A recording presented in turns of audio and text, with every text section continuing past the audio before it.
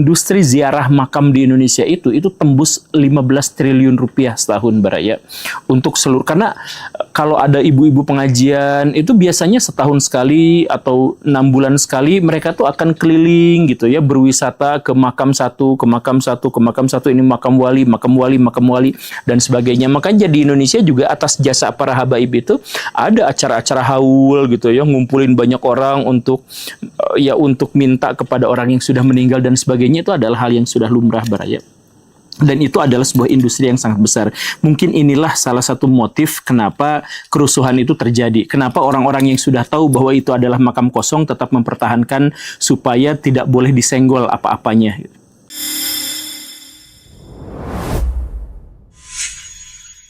Banyak di antara kerusuhan-kerusuhan di Indonesia, pertikaian-pertikaian di Indonesia itu ya disebabkan bukan karena hal-hal yang besar, tetapi hal-hal konyol, hal-hal absurd, hal-hal yang aneh.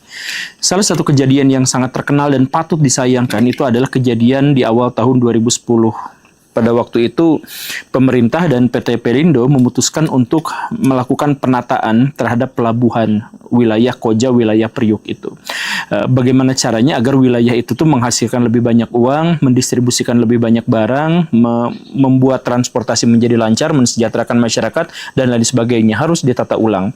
Tetapi masalah utamanya adalah bahwa di sana tuh ada sebuah makam yang dianggap sakral oleh masyarakat, makam Mbah Priuk.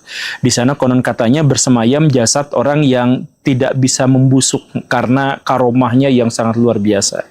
Masyarakat tidak mau harus ada penataan yang nyenggol makam itu. Tetapi pemerintah ngotot karena memang dibutuhkan perubahannya. Nah, inilah yang menyebabkan sejumlah ormas di Jakarta pada waktu itu sampai memobilisasi massa untuk melakukan penolakan, demonstrasi besar-besaran. Dan ketika pemerintah juga pada waktu itu agak ngotot, terjadi bentrokan, terjadi kerusuhan yang melibatkan ribuan bahkan mungkin puluhan ribu orang. Hingga menyebabkan kita berbelasungkawa atas kematian 3 orang Satpol PP di sana. Kemudian ada sekitar 200-300 orang yang mengalami luka-luka, baik ringan maupun berat. Dan kemudian ada sekitar 200-300 miliar rupiah kerugian yang ditanggung negara gara-gara kerusuhan itu. Gara-gara aktivitas bongkar muat jadi tertahan, gara-gara lalu lintas perdagangan dan industri di sana juga menjadi lebih terhambat dan sebagainya, itu kerugiannya juga sangat luar biasa. Plot twistnya adalah bahwa kerusuhan itu tuh disebabkan oleh makam yang sebenarnya makam palsu. Kan tadi dianggap itu adalah makam yang sakral gitu ya. Padahal ini plot twistnya. Yang pertama itu adalah sebenarnya makam itu adalah makam Mbah Priuk, dan Mbah Priuk itu adalah seorang habib yang bukan penyebar agama Islam, bukan orang suci. Dia hanya anak buah kapal dari kapal dagang Cina yang biasa berlabuh di sana. Nah, tetapi gara-gara dia adalah dari golongan habaib, dari golongan Ba'alawi, dan kelompok Ba'alawi memang terbiasa untuk menciptakan kebohongan-kebohongan tentang leluhur mereka, dan leluhur mereka yang sebenarnya orang biasa pun langsung dianggap sebagai orang suci, orang sakral, penyebar ajaran agama Islam di Jakarta, dan lain sebagainya. Secara historis dia sebenarnya adalah orang biasa saja, tetapi diglorifikasi sedemikian rupa.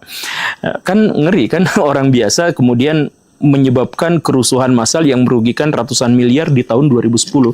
Tetapi itu ada plot twist di atas plot twist lagi Baraya, bahwa seandainya Mbah Priuk itu memang benar-benar orang suci, maka sebenarnya makamnya itu sudah lama dipindahkan ke TPU Semper.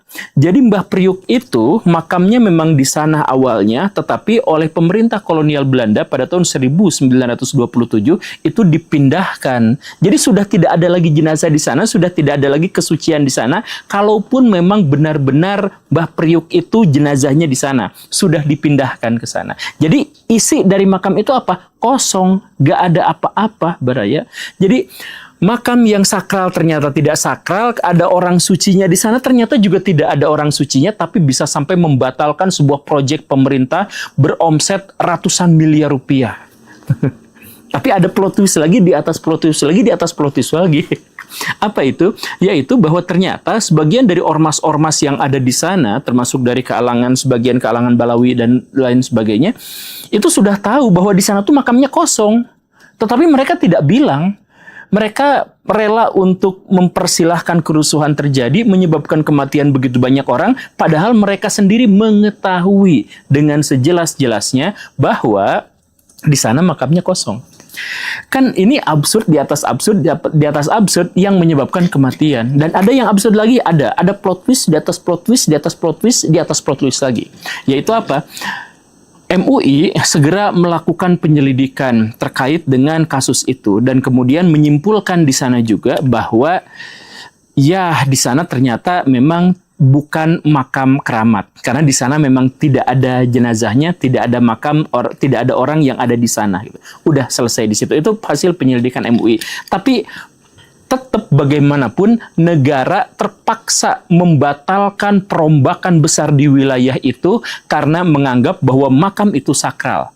Ingat Baraya, MUI sudah menyelenggarakan riset di sana dan sudah menyatakan bahwa di sana memang tidak ada apa-apanya, tetapi tetap dilaksanakan pembatalan proyek besar di sana. Dan sampai sekarang makam Mbah Priuk masih berdiri tegak.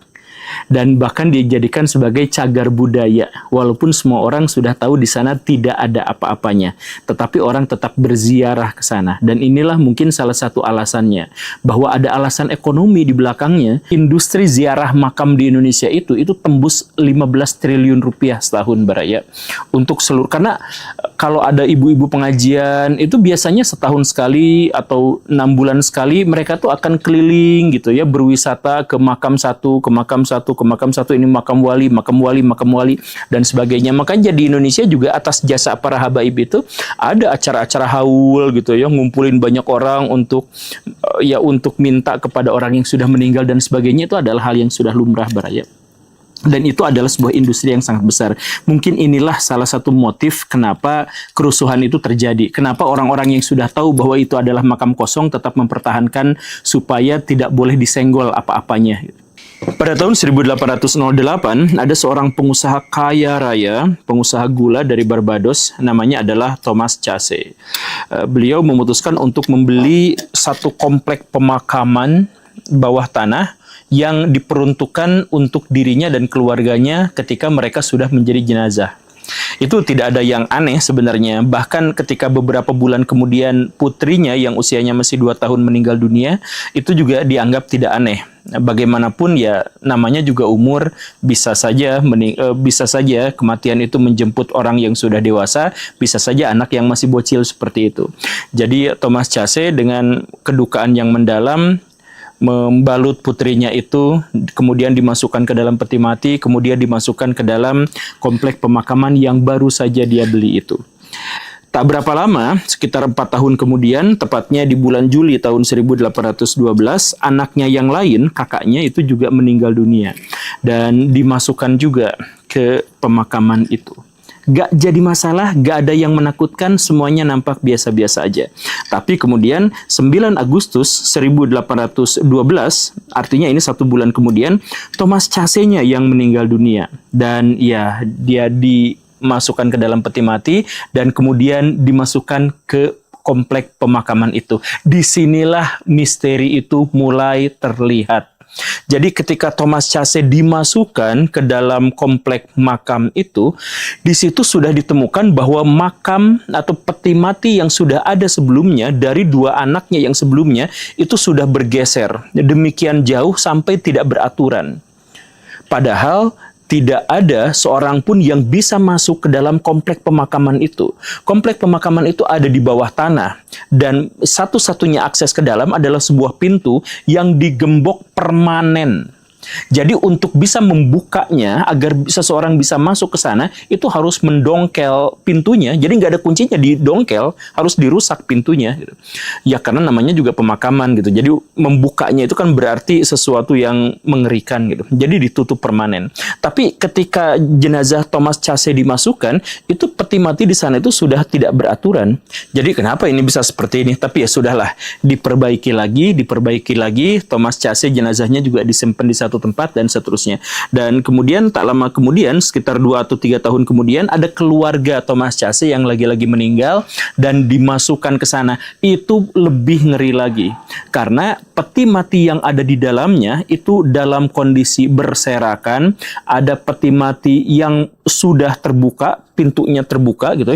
Bahkan ada peti mati yang berdiri tegak gitu. Jadi dalam pikiran masyarakat tidak ada faktor alamiah yang bisa membuat peti mati dalam situasi yang seperti itu. Peti mati itu ya Baraya mungkin bisa cross check sama teman-teman yang Kristen yang kalau meninggal dimasukkan ke dalam peti mati itu kan dikunci biasanya kan di mur gitu ya. Nah, ini terbuka gitu dan ada yang berdiri, gimana ceritanya? Dan karena akses satu-satunya untuk masuk ke dalam itu adalah pintu besar yang ada gembok dan segelnya, dan pintu gembok segel itu semuanya masih dalam keadaan baik-baik saja, maka ya orang terpaksa berpikir bahwa itu jangan-jangan adalah aktivitas supranatural. Makanya sampai pada waktu itu ada pejabat yang punya ide gitu. Silakan selidiki apa yang sebenarnya terjadi dan berikutnya kita taburi lantai dari area pemakaman itu dengan pasir khusus. Jadi maksudnya kalau nanti ada orang datang ke sana atau ada hewan datang ke sana atau apapun datang ke sana, itu nanti pasti si pasirnya itu akan berbicara, meninggalkan jejak atau ada bekas goresan dan lain sebagainya, itu pasti kelihatan kan? Oke, jadi itu pasti kelihatan. Jadi misterinya kita tahan dulu, silahkan selidiki dulu, tapi kita taburi ini aja dulu. Oke, setelah ditaburi, tutup pintunya, kunci permanen lagi, tinggalkan. Ada keluarga Thomas Chase yang meninggal berikutnya masuk ke sana dan ternyata lagi-lagi peti matinya sudah hancur berantakan, sudah harus diganti ulang, sudah harus diperbaiki, dan ada lagi yang berdiri. Gak bisa dijelaskan. Banyak ilmuwan pada waktu itu yang mengira bahwa ini gara-gara banjir di bawah tanah yang bisa mengangkat peti mati dan bisa menggesernya gitu. Ada yang mengatakan ini adalah gempa dan seterusnya. Tetapi masyarakat tetap kebingungan, gempa sebesar apa, banjir sekuat apa yang bisa menyebabkan peti mati seberat lebih dari 100 kg itu bisa bergerak dengan posisi dan bentuk yang seperti itu. Nggak terjelaskan. Dan kejadiannya memang terus-terusan berulang. Dan bahkan pasir yang tadi sudah ditaburkan itu tidak berbicara apapun, tidak meninggalkan jejak dan bekas apapun. Makanya pada akhirnya seorang gubernur di area sekitar situ itu sampai harus mengatakan bahwa ya kita tidak bisa menjelaskan apapun, tapi ini adalah fenomena yang luar biasa. Begitu. Itu berlangsung terus-terusan seperti itu sampai akhirnya keluarga Chase memutuskan untuk tidak lagi menguburkan jenazah-jenazah dari keluarganya di sana. Oke, Baraya punya teori, tapi saya nggak akan ngajak Baraya untuk berteori. Saya hanya mengajak Baraya untuk membandingkan kasus makam pertama sebelum intro tadi itu dengan kasus makam kedua yang barusan kita ceritakan. Apa perbedaan yang sangat mendasarnya? Perbedaannya itu adalah bahwa masyarakat kita itu adalah masyarakat yang memiliki mitologi, memiliki mistisme yang sangat murahan, sangat tidak berkualitas. Jadi mistisme yang mereka bangun, cerita-cerita horor yang mereka bangun itu tidak didasarkan pada penelitian, tidak didasarkan pada uji akademis, tidak ada. Yang terjadi hanya ada desas-desus yang itu tidak bisa dikonfirmasi dan itu tidak ada yang mengklarifikasi, lalu itu dipercaya. Dan kepercayaan itu sedemikian kuat sampai bahkan proyek nasional pun gagal gara-gara desas-desus itu. Begitu. Sedangkan yang kasus di Barbados itu orang tidak bisa untuk menjadi skeptis atau sulit untuk menjadi skeptis. Karena apa? Karena memang ada pernyataan dari sejumlah ahli, kemudian ada pernyataan dari tokoh yang memiliki otoritas, yaitu wali kota dan gubernur gitu. Kemudian kejadiannya juga sampai sekarang belum bisa terjelaskan. Ya ada sebenarnya bagian-bagian di mana kita bisa menyelipkan skeptisism. terkait dengan misalkan ini siapa yang ngomong kayak gitu, kabarnya dari mana dan sebagainya, itu masih terbuka untuk itu. Cuman sekali lagi maksudnya adalah bahwa orang-orang di Barbados dan orang-orang di wilayah yang lain di seluruh dunia, mereka itu bisa menganggap sesuatu itu mistik, sesuatu itu misteri, sesuatu itu mengerikan, dia itu horor dan sebagainya, hanya setelah mereka melakukan sejumlah penelitian menguji kekuatan dari mistisme itu, dan ketika rasio mereka, peralatan modern mereka gagal untuk bisa membuktikannya, barulah itu disebut sebagai misteri. Baraya coba cek misteri-misteri yang ada di barat. Rumah Amityville gitu, yang konon di situ ada kematian dan sebagainya, itu diteliti Baraya, sama detektif diteliti, sama ilmuwan diteliti, bahkan ada sejumlah teori.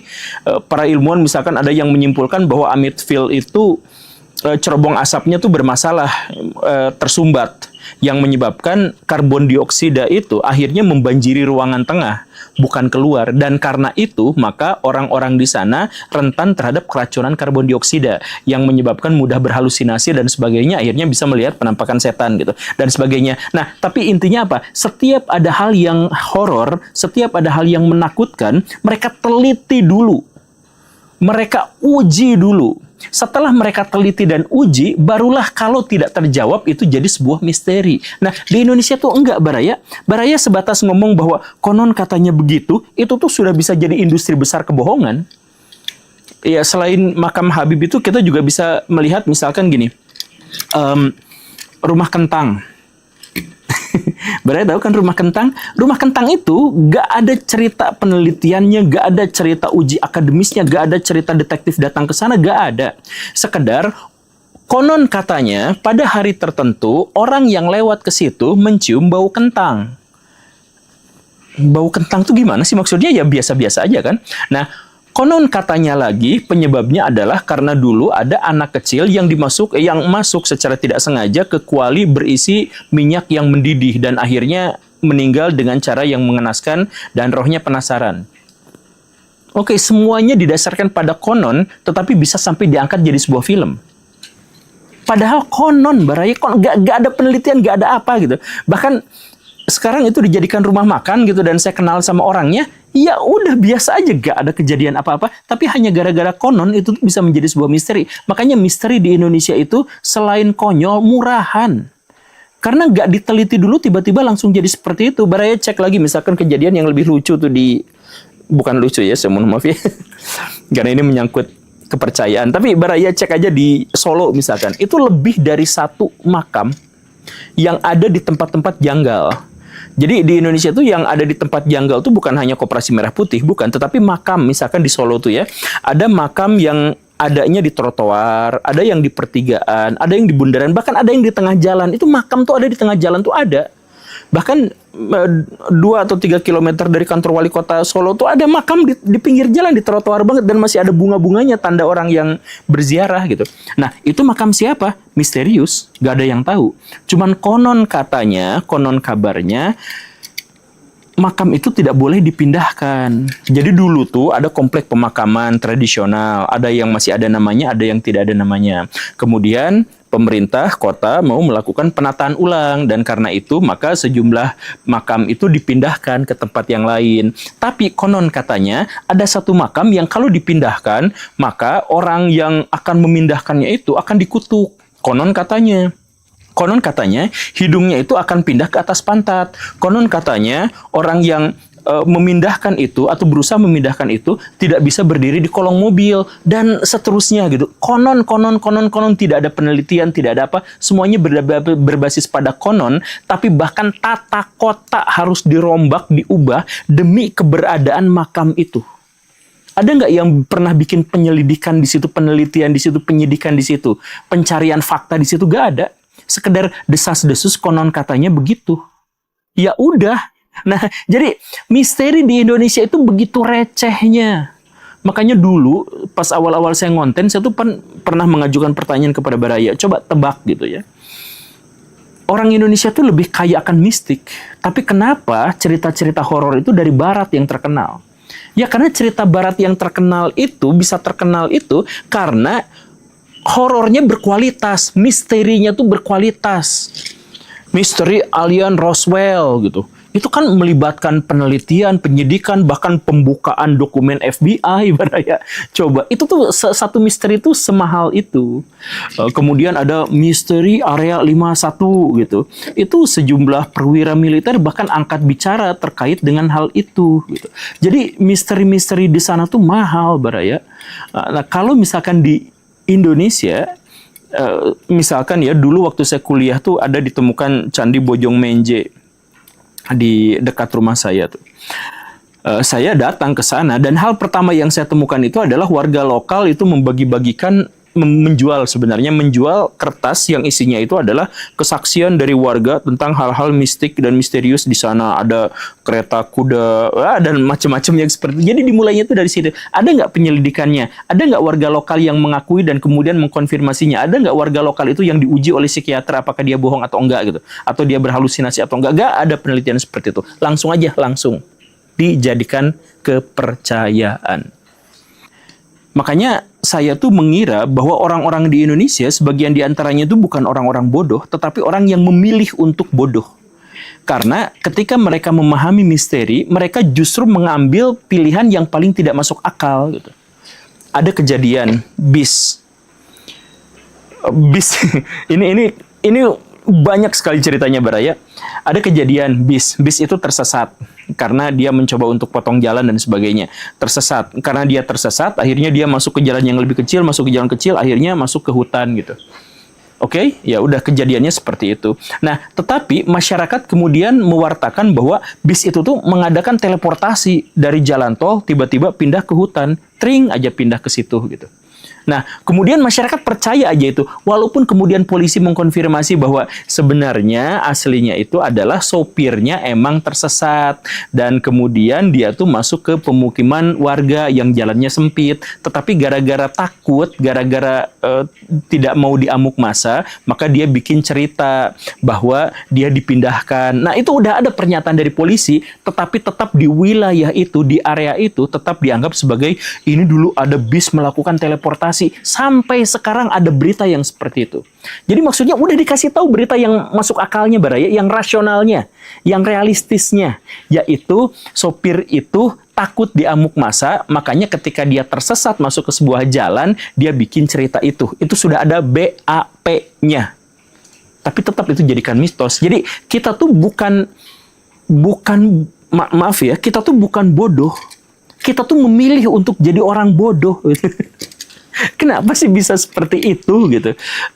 Tapi ya sebenarnya ada beberapa penjelasan ilmiah dan kita juga tidak bisa sepenuhnya menyalahkan masyarakat, sebagian masyarakat Indonesia yang seperti ini, dan ini juga sebenarnya bukan ciri khas masyarakat Indonesia. Ini sebenarnya adalah ciri khas dari masyarakat yang gagal nalar, itu aja gitu. Jadi di seluruh dunia juga banyak orang-orang yang berpikiran seperti itu gitu.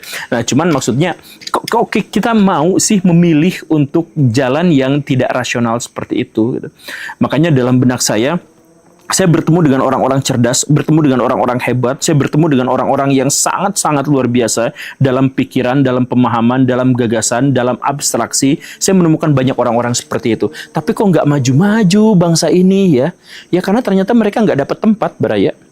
Karena masyarakat lebih memilih untuk memecahkan segala kebuntuan dan masalah dengan cara-cara kebodohan gitu.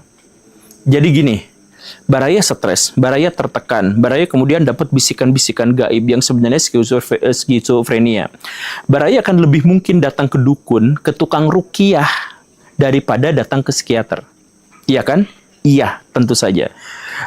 Baraya sekarang berpikir bagaimana caranya agar saya itu kebal terhadap senjata api. Baraya gak akan datang ke tempat orang yang jual rompi anti peluru. Baraya pasti akan datang ke Banten misalkan, kemudian melakukan sejumlah ritual-ritual untuk lebus. Ya begitu. Jadi kita ada jalan untuk menjadi cerdas, kita ada jalan untuk menjadi pintar, tapi kita menolak itu demi mistisme itu. Makanya saya bersumpah, saya berkeyakinan bahwa kita tuh bisa ngebobol situs-situs NASA yang sangat rahasia sekalipun. Kita tuh bisa bikin mobil listrik. Kita tuh bahkan bisa bikin mobil hidrogen, Baraya. Kita tuh bisa bikin pembangkit listrik kayak ITER yang di Cina itu. Kita tuh bisa bikin komputer super kuantum kayak yang di Amerika Serikat. Kita tuh bisa rekayasa genetik seperti di Cina. Kita tuh bisa melakukan itu semua. Dan ada banyak sekali sumber daya manusia di Indonesia yang otaknya ada di level itu. Tetapi kita tidak mau, karena kita tidak memilih itu. Kita tuh lebih memilih orang-orang yang membawa label-label mistisme itu. Jadi kalau Baraya stres, Baraya tertekan, Baraya nggak punya duit, Baraya lebih mungkin bertanya kepada seorang ustadz yang mengajak Baraya untuk berdoa daripada Baraya datang ke seorang yang ngerti soal masalah finansial. Iya, ya mungkin ini juga bakal dicaci maki dan dihujat gara-gara pernyataan ini, tapi ya gak apa-apalah, ini adalah edukasi, bagaimanapun harus ada yang memulai, bagaimanapun harus ada yang memilih gitu. Dan pada akhirnya sejumlah orang juga menyadari karakteristik orang-orang kita tuh sebagian memang seperti itu, dan akhirnya itu menjadi industri besar. Industri ini industri besar, Barai. Industri kebodohan itu adalah salah satu industri paling besar di Indonesia. Kenapa? Ya coba Baraya bayangkan aja gini. Ini misalkan ya, Baraya sadar atas fenomena masyarakat di Indonesia. Kemudian Baraya itu adalah orang yang sangat-sangat serakah. Kemudian Baraya mau bikin sebuah film. Gimana caranya agar film itu tuh menghasilkan keuntungan yang luar biasa, tetapi Baraya nggak keluar banyak budget? Ya bikin kisah horor, bikin film horor, udah itu langsung meledak dan Baraya nggak usah ngeluarin duit yang banyak. Jadi kebodohan masyarakat itu adalah industri, karena itu adalah dimanfaatkan oleh orang-orang yang serakah. Coba Baraya misalkan ya, Baraya nggak punya skill, Baraya nggak punya keahlian, Baraya nggak punya apa-apa, tinggal ngaku wali di Indonesia, pakai sorban, pakai tasbih, pakai tongkat, pakai gamis, ya itu Baraya langsung disodori oleh begitu banyak sedekah gitu. Sesimpel itu kan. Baraya pengen menang di pemilu gitu, tetapi suaranya mepet dan ongkosnya juga mepet. Jadi apa yang harus dilakukan? Ya cari wakil Baraya itu adalah dari kalangan mistisme gitu. Pak Ma'ruf Amin misalkan. Ya dari kelompok-kelompok yang seperti itu kan akhirnya Baraya akan dapat keuntungan yang sangat luar biasa gitu. Atau misalkan bisnis makam yang tadi sudah dijelaskan gitu ya, atau Gunung Kawi gitu misalkan yang kemarin dibahas sama pesulap merah gitu teman saya. Atau Gunung Kemukus dan sebagainya, itu kan industrinya sangat besar, Baraya, dan industri besar itu bisa berjalan kalau masyarakat kita memilih untuk bodoh. Ya kan? Nah, saya melawan industri besar itu, kan saya melawan elit global, Baraya. Tapi intinya balik lagi lah, Baraya, saya hanya mengajak kepada Baraya untuk menjadi lebih realistis, menjadi lebih rasional, dan biasakan menggunakan pendekatan pisau ocam kalau mau mengatasi, kalau kebingungan dalam berbagai kesimpulan gitu. Jadi cari penjelasan yang paling realistis dan paling masuk akal, nggak usah terlalu bertele-tele ke sana ke sini gitu. Kalau Baraya memang benar-benar mengaku, saya mah masih awam, saya mah nggak ngerti apa-apa, ya udah cari jawaban yang paling realistis. Sesimpel itu. Karena masyarakat kita sebenarnya bukan masyarakat yang cari jalan yang paling mudah untuk berpikir, tetapi cari jalan agar kisah yang sebenarnya masuk akal menjadi misteri. Beberapa waktu yang lalu saya menemukan sebuah short video di YouTube yang isinya adalah seorang Habib yang sedang menceritakan dengan gagah perkasa, dengan sangat percaya diri tentang leluhurnya, yaitu Syekh Faqih Muqaddam, yang beliau disebutkan sebagai wali yang bahkan derajatnya lebih tinggi daripada Syekh Abdul Qadir Jailani. Jadi leluhurnya para Habib ini itu dikatakan, dinarasikan bahwa di dunia dia memang tidak lebih terkenal, tetapi di akhirat, di alam barzah, dia jauh lebih terkenal dan jauh lebih terpandang daripada Syekh Abdul Qadir Jailani. Wah, saya kaget seperti ini. Saya bersikap bahwa Syekh Abdul Qadir Jailani itu adalah seorang ulama besar yang biasa-biasa saja. Kalau misalkan ada cerita bahwa dia bisa membelah lautan, dia bisa teleportasi, dia adalah wali kutub dan sebagainya, saya tidak ikut campur di situ. Saya hanya mengatakan bahwa beliau adalah orang yang sangat luar biasa taat dan soleh, sampai sejauh itu saja. Saya hanya tahu bahwa orang-orang NU khususnya di Indonesia itu sangat percaya dan sangat menghormati terhadap Syekh Abdul Qadir Jailani berikut karomah-karomahnya itu. Jadi saya menjadi heran ketika ada seorang Habib Habib yang mengaku bahwa leluhurnya, ya leluhur para Habib, yaitu Syekh Faqih Al-Muqaddam, itu bahkan derajat kewaliannya lebih tinggi daripada Syekh Abdul Qadir Jailani itu.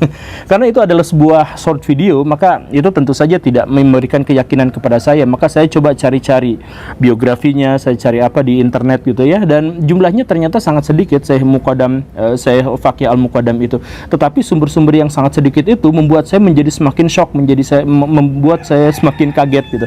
Karena di situ diceritakan bahwa beliau konon pernah mengatakan bahwa derajat kewalian saya itu adalah yang tertinggi, sama seperti derajat kewalian Nabi Muhammad yang paling tinggi di antara derajat nabi-nabi yang lain. Berarti ini adalah best of the bestnya para wali gitu, dan itu diungkapkan oleh dirinya sendiri gitu dalam narasi itu. Kemudian yang membuat saya kaget lagi adalah bahwa beliau pernah mengaku bahwa dirinya adalah Allah gitu. Jadi suatu kali dia itu mau beli satu dagangan dari Arab Baduy gitu, saya beli ini, tetapi dengan harga yang dia maui. Kemudian si Arab Baduy tentu saja saya tidak mau, kan saya yang jual, saya yang menentukan harganya. Kemudian para pengikut Syekh Al-Muqaddam itu marah kepada si Baduy itu, "Hei Baduy, tolong jual barang kepada Syekh Faqih Al-Muqaddam ini sesuai harga yang dia inginkan, karena dia adalah wali, karena dia adalah begini dan begitu, karomahnya tinggi. Emangnya dia Allah?" "Ya, saya memang Allah," dia katakan seperti itu. Tapi dengan narasi yang sebenarnya simpang siur, ada yang pengakuan, ada yang penyangkalan, tapi dinarasikan seperti itu. Nah, jadi ada pengakuan sampai bahwa dirinya itu adalah Allah gitu. Nah, gimana ceritanya? Saya juga sebenarnya ini silahkan Baraya konfirmasi apakah pernyataan ini, kitab-kitabnya dan lain sebagainya itu benar atau tidak. Ketika saya mencoba untuk melakukan verifikasi, ternyata sumber-sumber yang dimaksud juga adalah sumber-sumber yang tidak bisa dijadikan sebagai patokan, pegangan gitu. Jadi apakah Syekh Muqaddam itu memang mengatakan seperti itu, tidak jelas. Apakah memiliki karomah yang seperti itu dan sebagainya, sumber-sumbernya juga tidak ada yang jelas. Tetapi bisa disimpulkan bahwa narasi-narasi bahwa Habib ini, Habib itu ternyata luar biasa, bahkan lebih dari Syekh Abdul Qadir Jailani dan sebagainya, itu menjadi narasi-narasi yang umum yang bisa kita lihat sekarang gitu. Bukan hanya pada perspektif historis, bukan soal Habib-Habib di masa lalu, tetapi bahkan Habib-Habib zaman sekarang pun dinarasikan begitu luar biasa, begitu keramat, begitu suci. Misalkan ada di satu tempat Habib yang, saya mohon maaf ya, Habib itu nampaknya sudah pikun atau mungkin lebih dari itu. Beliau perilakunya juga nampak tidak wajar gitu. Kemudian tidak memakai pakaian, hanya mengenakan sarung ke sana kemari, ngerokoknya juga agak aneh gitu ya. Kemudian nampaknya juga tidak melakukan ibadah-ibadah ritual yang semestinya dan sebagainya. Tetapi dia ketika ada orang yang bertemu dengannya langsung nunduk atau apa segala rupa gitu, dia sangat disucikan, bahkan diberikan sebuah singgasana yang sangat besar, sangat luar biasa gitu, dikasih kursi yang gede gitu, kursi kehormatan sebagai seorang raja gitu. Kenapa seperti itu? Karena orang-orang percaya bahwa Habib yang dimaksud itu, yang nampak pikun itu adalah wali yang sangat luar biasa. Nah, apa buktinya? Yang pertama itu pertimbangannya sangat sederhana sebenarnya. Yang pertama itu adalah karena beliau itu Habib, dan yang kedua adalah karena pipisnya wangi. Air kencingnya, saya mohon maaf ya, air kencingnya itu wangi. Saya sih berpikirnya itu keluarganya sebaiknya mengantarkan orang yang dimaksud itu ke dokter, karena kalau ada pipisnya wangi atau bau manis tertentu, itu bisa aja kan gejala penyakit kronis, bisa aja itu kelainan genetik tertentu yang mengganggu jiwanya, mengganggu raganya, bisa aja itu adalah karena masalah-masalah yang sebenarnya sangat berbahaya. Jadi bukannya disucikan gara-gara itu, tetapi lebih baik diperiksakan ke dokter gitu. Tetapi malah dinarasikan bahwa Pak Habib yang agak pikun itu malah sebagai orang suci dan sebagainya, dan kemudian banyak orang yang mengalap berkah padanya gitu. Tapi lagi-lagi narasinya adalah bahwa Habib itu adalah suci dan keramat. Kemudian saya mohon maaf ya, ini ada salah satu tokoh terkemuka di Indonesia, Pak Habib Lutfi, itu bocoran videonya sempat keluar yang menyebutkan, dan dia menceritakan dalam bahasa Arab. Dia katakan, tolong semuanya kepada warga-warga yang ada di sini, warga para Habib itu, jelaskan kepada masyarakat Indonesia bahwa penyebar ajaran agama Islam pertama itu adalah para Habib. Jadi ada semacam upaya untuk mengubah alur sejarah yang kita pahami sekarang, yang penyebar agama Islam diantaranya adalah Wali Songo gitu ya, kemudian dirubah para penyebar agama Islam itu adalah para Habib yang datang dari Yaman, yang itu adalah generasi Ba'alawi dan sebagainya dan seterusnya. yang memang dipropagandakan seperti itu. Apakah ini benar atau tidak, itu hanya dari sebuah potongan video. Silahkan konfirmasi dan silahkan klarifikasi. Tetapi apakah ini memang benar-benar propaganda yang masif tentang bahwa Habib itu memang harus suci, harus dimuliakan dan sebagainya. Dan kita juga mengetahui bahwa kemarin-kemarin Pak Habib Bahar bin Smith, dan juga pernah saya sampaikan di beberapa video, beliau sampai mengatakan bahwa berguru pada seorang Habib, bahkan yang paling bodoh sekalipun, itu jauh lebih mulia, jauh lebih berkah daripada berguru pada 70 ulama. Nah, ya lagi-lagi narasinya adalah bahwa para Habib itu tinggi derajatnya, karomahnya luar biasa, kemudian keramat, kemudian memberikan keberkahan dan sebagainya. Dan kadang-kadang ada selipan-selipan bahwa narasi itu juga biasanya menyinggung-nyinggung Wali Songo gitu. Misalkan Wali Songo itu adalah gelar kehabibannya diragukan, atau bahwa mereka bukan Habib, bahwa mereka bukan penyebar ajaran agama Islam pertama dan sebagainya. Kenapa ada propaganda semacam ini, dan kenapa ini muncul sekarang-sekarang gitu? Atau yang saya lihat dari awal tahun 2000-an gitu. Jadi sejak zaman reformasi sampai sekarang ternyata ada propaganda-propaganda semacam itu. Apa yang sebenarnya terjadi? Saya kemudian membaca sebuah karya ilmiah yang membuat saya menohok, kaget gitu. Jadi karya ilmiah itu isinya adalah prospek bisnis ziarah makam Wali Songo gitu. Maaf. Dan di situ ada sebuah data yang juga membuat saya kaget, bahwa ziarah Wali Songo itu adalah salah satu ziarah paling profit di Indonesia kalau memang kita mau berkecimpung di sana. Kenapa? Karena setiap tahunnya ada 12 juta orang yang melakukan ziarah ke makam para Wali Songo. Jadi muter ke makam wali ini, wali ini, wali ini, wali ini dan sebagainya gitu. Jadi si penulis karya ilmiah itu berpikir, seandainya 12 juta orang yang datang ke makam Wali Songo itu kemudian kita kasih layanan catering atau kita kasih layanan apa, maka itu adalah prospek bisnis yang sangat luar biasa. Bayangkan 12 juta orang itu datanya tahun 2014 ya. 12 juta orang itu artinya bahkan lebih banyak daripada pengunjung di Bali setiap tahun gitu. Jadi makam para wali itu ternyata jauh lebih dihargai oleh orang-orang di Indonesia.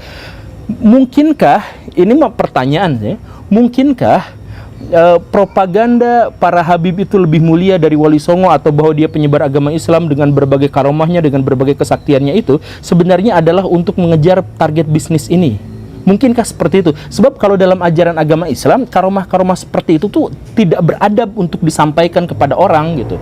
Jadi misalkan wali ini, karomahnya ini, tingkatannya ini dan sebagainya, itu benar-benar tidak beradab gitu untuk disampaikan. Karena apa? Karena kalaupun wali itu ada, dia tidak mengaku, dan kalaupun dia mengaku bahwa dirinya misalkan wali, maka kewaliannya hilang pada waktu itu juga. Jadi nggak mungkin saya adalah wali yang paling kutub, yang diantara wali yang lain. Nggak mungkin ada yang seperti itu dalam ajaran agama Islam gitu. Jadi ini adalah sesuatu yang mengherankan. Makanya ada sebuah kesimpulan yang lain, atau kemungkinan yang lain, atau pertanyaan yang lain. Apakah ini gara-gara bisnis? Dan kalau memang ini adalah gara-gara bisnis, mari kita simak ada beberapa indikasi kuat. Silakan dikonfirmasi, saya tidak mengklaim, saya tidak mengambil kesimpulan, silakan dikonfirmasi. Di Jakarta Selatan itu adalah sebuah makam Habib Kuncung. Ribuan orang datang setiap tahun ke makam itu karena dianggap keramat. Bahkan ada orang yang sampai datang ke sana dan mengatakan, ya kami kan orang yang tidak suci, banyak dosa, tapi kalau misalkan Habib ini, itu kan derajatnya sudah dekat dengan Allah, tidak ada satupun dosa yang menempel pada dirinya. Jadi kami berdoa atas perantaraan beliau, kan mengatakan seperti itu.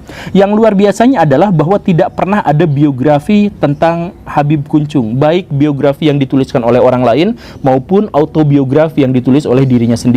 Jadi bagaimana kehidupannya kita tidak mengetahui. Apakah beliau memang orang-orang suci, kita juga tidak mengetahui. Apakah beliau adalah orang yang sakti dan sebagainya, tidak diketahui. Tetapi banyak cerita bahwa beliau bisa terbang, beliau bisa teleportasi, beliau punya banyak karomah, ada kuburan yang tidak bisa dipindahkan, apa segala rupa, ada banyak cerita seperti itu. Tetapi semuanya katanya tidak berdasarkan catatan historis atau apapun. Walaupun seperti itu, jamaahnya datang. Jadi jamaah datang ke sana berziarah hanya karena katanya di situ memang begitu. Dan luar biasanya apa? Ya tentu saja di situ ada infak. Apakah ini yang sebenarnya melatar belakangi propaganda para Habib itu, atau cerita yang lain? Makam Mbah Priuk di Jakarta Utara. Kita mengetahui bahwa makam itu keramat, ribuan orang datang ke sana setiap tahunnya. Bahkan pernah ada konflik dengan aparat setempat ketika makam itu akan digusur atau dipindahkan dan sebagainya. Kan begitu, FPI pada waktu itu juga turun tangan untuk bisa menyelamatkan makam itu. Ternyata ketahuan bahwa makam itu palsu. Makam Mbah Priuk yang sesungguhnya sudah dipindahkan karena dulunya sangat tidak terawat, tidak ada yang mau ngurusnya, karena itu dipindahkan ke tempat yang lain. Nah, sedangkan yang sekarang jadi tempat berziarah orang banyak itu kosong, nggak ada apa-apanya, cuman batu nisan yang ditempatkan belakangan gitu. Nah, tetapi walaupun sudah ditempatkan belakangan dan itu terbukti tidak ada jenazahnya, tidak ada apapun di situ, tetapi orang-orang berziarah datang ke sana, lagi-lagi dengan infak yang luar biasa gitu. Nah, pada akhirnya juga kemarin-kemarin dari penyelidikannya mulai tahun 2010 sampai kemarin, termasuk juga melibatkan MUI, ternyata banyak di Indonesia itu makam-makam Habib palsu. Jadi kalau misalkan kita lagi butuh duit nih, saya mohon maaf ya, kita lagi butuh duit, kita pesan ke tukang bikin batu nisan, Habib Anu bin Anu bin Anu bin Anu, tempelkan di tempat kosong, maka dalam kurang dari 1 tahun pasti akan mulai diziarahi, dan kita tinggal nempelin kotak kenceleng di situ, maka kotak kencelengnya pasti langsung penuh di situ.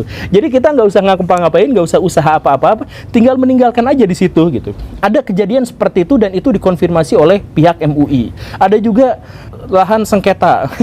Jadi lahan ini disengketakan dan mau disita oleh pemerintah atau oleh negara atau oleh siapa lah gitu ya. Nah, karena takut disita, maka di situ dikasih makam. Jadi makamnya dadakan dan itu adalah makam Habib Anu dan sebagainya gitu. Jadi nama Habib itu ternyata benar-benar menjual, ternyata benar-benar kuat dan bisa aja dijadikan bisnis. Saya tidak mengatakan semua Habib seperti itu, dan ini sekali lagi bukan sebuah kesimpulan, ini pertanyaan. Apakah itu semua nyata? Apakah kesimpulan bahwa upaya propaganda untuk menyebut Habib ini sangat luar biasa, Habib ini sangat jagoan, Habib ini sangat keramat, Habib ini sangat suci dan sebagainya terkait dengan bisnis makam-makam palsu itu? Karena harus digarisbawahi, di negara-negara Timur Tengah, pusat wilayah Islam atau wilayah Asia Selatan atau di Turki atau wilayah Afrika Utara yang menjadi basis orang-orang Islam, tidak ada Habib itu diistimewakan sampai derajatnya luar biasa kayak gini gitu, sampai kakinya dicium, itu cuma ada di Indonesia gitu. Dan itu yaitu gara-gara ada upaya propaganda secara sistematis untuk menjelaskan bahwa para Habib itu memang memiliki kemuliaan yang sangat lebih di Indonesia. Bahkan kemarin ada sengketa lahan makam atau sengketa makam sebenarnya. Jadi kan Habib Lutfi itu mengatakan bahwa anak menantu dari Sri Sultan Hamengkubuwono II itu adalah seorang Habib. Dalam sejarahnya yang menantunya itu bukan Habib, yang menantunya itu adalah Sumodiningrat. Tetapi Sumodiningrat itu kemudian diklaim bahwa itu adalah Habib dan makamnya itu ada di Semarang. Nah, catatan sejarah menyebutkan bahwa makamnya itu ada di Jogja, sekitaran Jogja, dan bukan Habib, tetapi dikatakan bahwa itu adalah Habib. Jadi banyak orang yang akhirnya berziarah ke makam untuk menziarahi seorang yang konon adalah seorang Habib yang namanya adalah Sumodiningrat, dan dia adalah menantu dari Sri Sultan Hamengkubuwono II. Ini polemik, ini muncul. Jadi perdebatannya sekarang menjadi hebat. Jangan-jangan ini klaim makam palsu juga karena diziarahi banyak orang, padahal catatan sejarah menyebut bahwa makam aslinya ada di tempat yang lain. Nah, ini makanya sekarang Pak Habib Lutfi, maaf, silahkan klarifikasi, silahkan konfirmasi, karena umat membutuhkan penjelasan ini. Jadi makam yang benar itu di mana? Karena makam yang satu itu kemudian diziarahi oleh banyak orang dan lumayan juga di situ infaknya gitu. Ya, jangan-jangan seperti itu, ada indikasi-indikasi ke arah sana gitu. Makanya harus digarisbawahi kembali, ada semacam narasi yang menjelaskan bahwa propaganda para Habib itu harus suci, harus tulus, harus bersih dan sebagainya itu sebenarnya adalah ladang bisnis, diantaranya adalah ladang bisnis makam untuk ziarah. Apakah itu benar atau tidak, silakan klarifikasi, karena sudah banyak makam-makam palsu dari Habib yang ketahuan. Kalau misalkan memang ternyata dari Habibnya tidak seperti itu, ya silahkan yang ini ikut membantu untuk membersihkan Habib-Habib palsu dan makam-makam palsu itu gitu. Tapi kemarin juga sebenarnya ada sesuatu yang sangat miris yang membuat saya tidak berani berucap lebih lagi gitu. Makanya di video ini saya tidak berani menyimpulkan gitu. Saya hanya bertanya gitu. Jadi kemarin itu, maaf ya, saya cengengesan tuh karena lucu. Jadi kemarin di akhir tahun 2022 dan awal tahun sampai pertengahan tahun 2023 itu ada sebuah kasus yang sangat lucu. Ada sebuah warung milik dari Pak Wahyu. Pak Wahyu itu adalah seorang yang bapak-bapak punya anak 2 dan punya warung, dan warung itu berjualan di sekitar Yayasan Habib Anu gitu. Nah, warung itu ya sama seperti warung yang lain, itu menjadi tempat belanja warga sekitar. Tapi tak lama kemudian muncullah sebuah spanduk yang besar di situ. Dilarang keras membeli barang-barang kebutuhan pokok di warung atau di toko selain yang dinaungi oleh Yayasan Habib itu gitu. Akhirnya apa? Omset penjualan di warung Pak Wahyu itu turun drastis sampai hanya 1/8-nya saja dari omset yang biasanya. Karena apa? Karena dilarang keras membeli barang-barang kebutuhan pokok. Apa, Meng? Dilarang membeli kebutuhan pokok selain di warung yayasan itu. Nah, gitu kan. Akhirnya Pak Wahyu itu bingung. Dia ngomong ke Pak RT, ke Pak RW, "Pak, tolong dong, ini ada spanduk gini, saya jadi nggak laku bisnisnya, usahanya." Nah, si Pak RT dan Pak RW-nya nggak berani bertindak. Karena apa? Karena melawan Habib. Nanti kan karomahnya kena sama kita, nanti kita jadi kena kaya gimana-gimana. Itu kan keturunan Nabi, itu suci dan sebagainya. Jadi tidak boleh diganggu-gugat. Nah, kan akhirnya bingung. Akhirnya si Pak Wahyu itu curhat di TikTok, di video spanduknya itu, dan kemudian dikeluarkan hadis, sebaik-baiknya orang adalah yang paling bermanfaat, gitu doang, nggak ada narasi yang lain, cuman gitu doang. Tapi langsung Yayasan Pak Habib itu marah-marah dan kemudian mendatangi rumahnya, memaksanya untuk minta maaf dan menghapus video itu. Videonya dihapus, Pak Wahyunya sudah minta maaf, tapi tak berapa lama kemudian polisi datang ke rumahnya untuk memenjarakannya karena ujaran kebencian. Jadi dipenjaralah. Jadi polisi juga udah nggak berani apa-apa, langsung gercep aja, langsung tangkap, jadikan tersangka, dan langsung dipidana masuk ke dalam penjara gitu. Karena ujaran kebencian, karena telah memviralkan spanduk itu yang sebenarnya sudah dihapus dan tidak ada ujaran kebencian juga di sana gitu. Nah, jadi bisnisnya kenapa seperti itu? Karena toko itu berarti mengganggu bisnisnya warung-warung yayasan dari Pak Habib itu gitu. Jadi ini sudah masuk kategori monopoli, tetapi ya karena orang kecil, rakyat jelata, ya tidak bisa apa-apa ngelawan Habib itu gitu. Ya sama seperti saya, kalau misalkan saya bikin video ini, jangan-jangan video saya juga di take down karena karena Habib Karomah apa dan sebagainya, saya juga nggak tahu. Makanya daripada seperti itu, saya bertanya bukan mengambil kesimpulan. Gitu ya. Dan kalau misalkan Baraya mau konfirmasi langsung gitu ya, tapi Baraya tidak memiliki akses, ya udah jalan yang paling dekatnya sih sebenarnya sederhana. Baraya ikutin aja pengajian-pengajian para Habib di sekitar rumah Baraya yang biasanya ada gitu. Nah, kata teman saya, bukan kata saya, kata teman saya di situ itu suka kalau ikut pengajian di situ tuh harus beli tasbih sekian dari yayasan itu, harus beli kopea, harus beli sorban sekian dari yayasan itu. Kemudian harus ikut ziarah kubur yang harganya sekian, memang sudah ada tarif-tarifnya apa segala rupa gitu. Dan mau peci, mau tasbih, mau apa, tidak boleh beli di tempat yang lain kecuali harus beli di tempat itu gitu. Nah, apakah itu benar atau tidak? Kalau memang benar, itu benar-benar kejahatan yang sangat luar biasa. Karena apa? Karena propaganda bahwa Habib itu suci dan sebagainya, yang itu sebenarnya agak menyimpang dari ajaran Islam, kemudian itu digunakan untuk meraup keuntungan, bikin makam palsu untuk dapat infak, bikin bisnis apa segala rupa kayak gitu. Kemudian ada kisah tentang anjuran bikin makam palsu. Ada. Jadi kalau kangen sama Habib, bikin aja makam palsu, kemudian diklaim bahwa itu tuh makam Habib. Nggak apa-apa, nanti itu barokahnya sama-sama bisa mengabulkan semua permintaan gitu. Ada kisah-kisah yang semacam itu. Kemudian ada kisah yang menjelaskan para Habib itu adu kesaktian dengan malaikat gitu ya, adu kesaktian dengan Habib-Habib yang lain, tentang rantai emas. Nah, yang rantai emas dari langit yang terkenal itu, nah itu juga ada di sini ya. Kemudian ada Habib yang membangunkan orang mati, dan ada Habib juga yang hidup sebelum dirinya hidup gitu. Jadi maksudnya ada orang tua Habib yang lagi berantem, kemudian Habibnya keluar dari rahim ibunya, kemudian marahin, jangan berantem, kemudian masuk lagi gitu. Ada kisah yang seperti itu. Ada juga Habib yang menjodohkan orang tuanya biar menikah dan akhirnya nanti keturunannya Habib gitu. Ada kisah-kisah yang semacam itu. Kemudian ada Habib yang menjamin masuk surga dan neraka hanya dengan melihat. Siapapun yang melihat saya Habib ini gitu ya, itu pasti akan masuk surga. Dan siapa yang bertemu dengan orang yang pernah melihat saya, itu juga pasti masuk surga. Cerita-cerita semacam itu tuh di sini sampai bikin muntah Baraya, karena terlalu banyak ternyata kisah-kisah semacam itu tuh.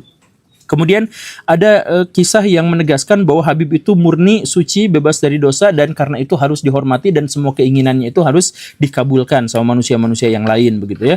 Kemudian ada juga cerita bahwa kota Tarim itu lebih mulia, lebih suci, lebih aman daripada kota Mekah dan Madinah dalam pandangan umat Islam dan lain sebagainya gitu.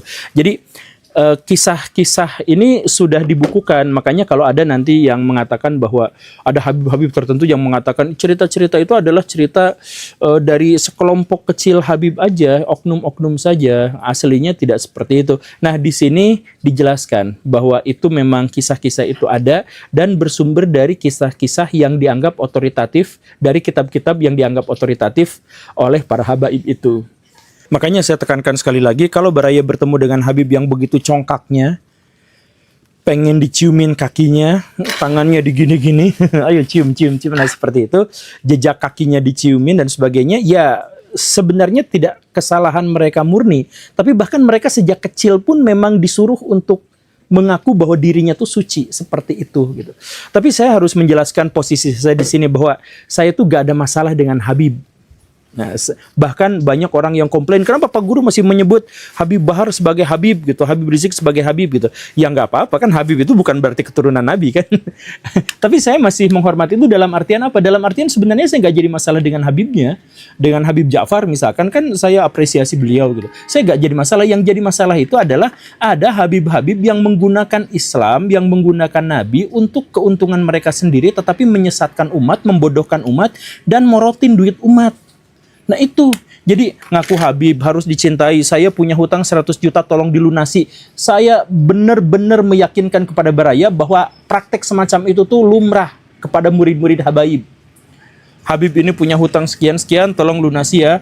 Habib ini butuh Ferrari baru, tolong belikan ya. Kepada jamaahnya tuh memang sudah seperti itu. Sebab siapapun yang menolak itu pasti akan dianggap kualat. Bukan hanya soal duit, tapi juga soal wanita. Ada pengikutnya yang punya istri cantik, istrinya diminta, kalau enggak kamu akan laknat. Kayak gitu. Di pesantren-pesantren, cek aja pesantren-pesantren yang dekat dengan habaib, punya banyak sekali kisah-kisah. Kedatangan Habib, wah ini ada santriwati cantik, mau saya jadikan istri, itu gak boleh ditolak. Dan akhirnya banyak yang ngasih. Nah, kejadian seperti, dan itu tuh menggunakan apa? Menggunakan cerita-cerita palsu itu, bahwa saya tuh bisa mengendalikan surga dan neraka, dan sebagainya gitu. Dan mereka mengaku sebagai ulama bersanad, sanadnya langsung karena langsung ke Nabi dan sebagainya. Ya, begitu kan. Nah, itu yang saya permasalahkan itu. Karena mereka itu udah merusak logika, udah merusak ekonomi, udah merusak agama Islam, merusak citra Nabi, dan itu semua hanya demi kepentingan mereka sendiri. Habib-habib yang asli, Habib-habib yang benar-benar muslim, saya yakin mereka juga akan sependapat dengan saya. Cuman saya nggak tahu kenapa banyak sekali orang-orang yang justru malah masih mengikuti mereka, termasuk ulama-ulama gitu. Ada Ustadz Adi Hidayat yang mencoba untuk mentolerir mereka, kemudian Gus Baha juga mentolerir karena teman-teman gitu ya, dan lain sebagainya. Bahkan yang lebih fatal itu Ustadz Abdul Somad gitu, yang justru malah ikut terlibat dalam upaya menyebarkan cerita-cerita khurafat yang semacam itu. Makanya saya mohon maaf ya, sekarang kaum muslimin di Indonesia itu sudah banyak yang kehilangan pegangan. Banyak di antara mereka yang sudah jarang untuk ibadah harian gitu. Bahkan cek sekarang, ini saya bikin video ini ketika sedang puasa, saya nggak tahu uploadnya kapan. Tapi ketika sedang puasa ini, cek yang tarawih itu kalau dipresentasikan jumlahnya turun terus. Yang pesantren jumlahnya turun terus. Muslimah-muslimah yang tebar aurat sekarang bertambah terus. Karena apa? Bukan gara-gara mereka benar-benar salah, tetapi gara-gara ulama-ulama zaman sekarang tuh jadi makin halu, makin gak jelas. Udah mereka provokator, udah mereka menebarkan kebencian, termasuk juga mereka malah terlibat dalam cerita-cerita halu yang semacam ini.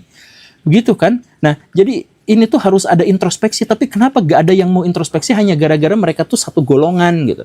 MUI gak pernah sekalipun menegur ini. Padahal udah jelas-jelas ini di luar koridor Islam. Baraya silakan cek buku ini, Baraya lihat isinya bagaimana, Baraya temukan langsung cari kitabnya, karena di sini dituliskan dari kitab mana kitab mana gitu cerita ini gitu ya. Langsung kemudian baca sendiri, Baraya akan menemukan kisah-kisah yang semacam itu gitu. Nah, saya sih menduga kenapa mereka masih diterima oleh sebagian kaum muslimin, bukannya kaum muslimin marah, malah mereka mencintai mereka itu, padahal menyebarkan ajaran-ajaran pagan gitu ya. Ya karena mereka tuh menggunakan simbol-simbol agama gitu, menggunakan simbol-simbol Islam. Jadi, dan itulah makanan keseharian masyarakat Indonesia. Jadi gini Baraya, sekarang Baraya gini ya, Baraya sekarang pakai baju batik, kemeja batik biasa-biasa aja gitu ya. Kemudian ganti pakaian Baraya itu pakai sorban, pakai jubah. Ya yang kayak gitu ya. Kemudian datang ke masjid. Itu orang-orang pasti bakal nyiumin tangan Baraya. Baraya nggak usah tobat. Baraya nggak usah berbuat baik. Baraya nggak usah memperbaiki ibadah. Cukup ganti bajunya. Cek sendiri, silahkan datang ke masjid pakai baju yang seperti itu. Itu anak-anak bocil langsung berdatangan nyiumin tangan Baraya gitu.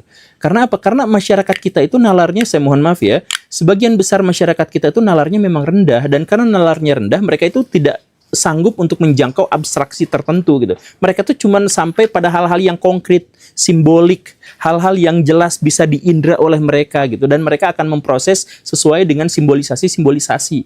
Itu saja gitu.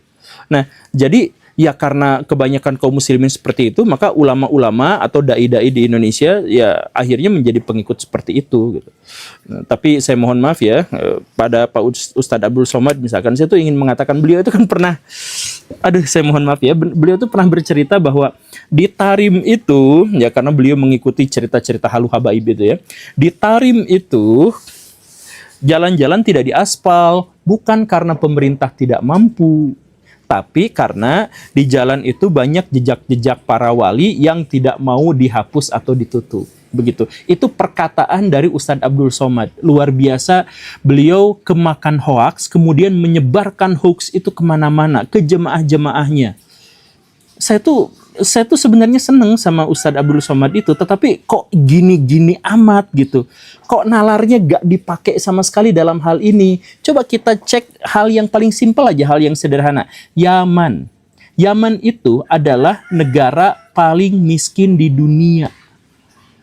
Di sekelilingnya geng Timur Tengah itu kaya semuanya, tajir melintir semuanya. Geng Timur Tengah itu, karena penghasil minyak, penghasil gas. Kecuali Yaman. Yaman tuh miskinnya luar biasa. Bukan hanya paling miskin di Timur Tengah, dia paling miskin di seluruh dunia. 5 besar paling miskin di seluruh dunia. Nah, dengan situasi yang seperti itu, maka itulah yang menyebabkan pemerintahnya gagal untuk mengaspal jalan. Karena miskinnya luar biasa. Jadi gak ada hubungannya dengan jejak yang tertutup. Kalau misalkan Ustadz Abdul Somad sekedar ngecek data indeks pembangunan manusia di Yaman gitu, dia tuh bakal tahu. Tapi kenapa dia langsung percaya bahwa bukan gara-gara pemerintahnya tidak mampu, tapi gara-gara di sana banyak jejak wali? Bukan. Emang karena nggak mampu aja, Baraya.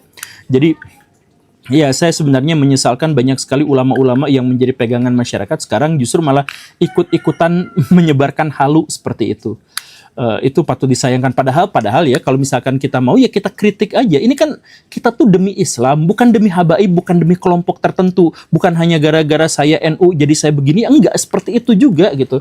Saya tuh kenal sama anggota DPR yang dia itu dulu adalah murid dari Habib yang lama sekali, yang panjang sekali, tapi dia berteman dengan saya dan mengatakan bahwa saya masih menghormati guru saya yang Habib Anu itu, tetapi saya kontra dengan cerita-cerita yang halu dan sebagainya. Ya nggak apa-apa kan, kayak gitu.